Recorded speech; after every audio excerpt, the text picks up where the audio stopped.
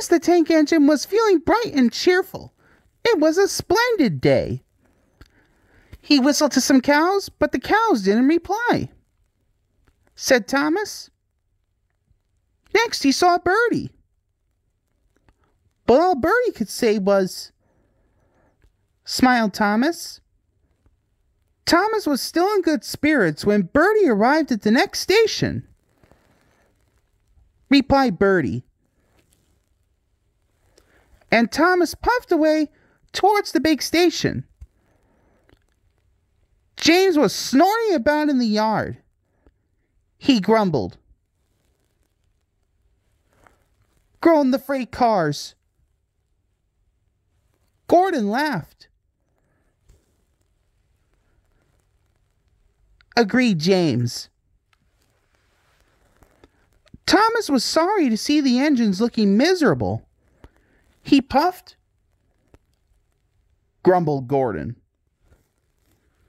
Asked Thomas.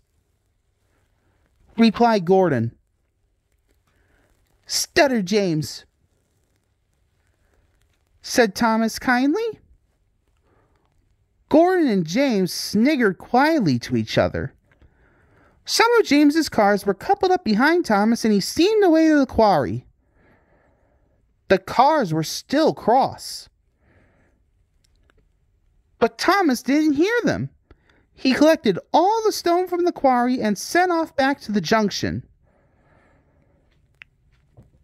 Danger lay ahead, giggled the cars. They pushed Thomas over the switches, called Thomas's driver, and applied the brakes, but it was too late. Poor Thomas stood dazed and surprised in a muddy pond as a toad eyed him suspiciously. Muttered Thomas. Duck pulled away the cars, and Edward helped Thomas back to the junction. Suddenly, Thomas remembered the missing tar. He told Edward all about it. Said Edward. Later, James spoke to Thomas. He muttered. Spluttered Gordon. Just then, Birdie arrived. He looked much more cheerful. Replied Thomas. Added Birdie.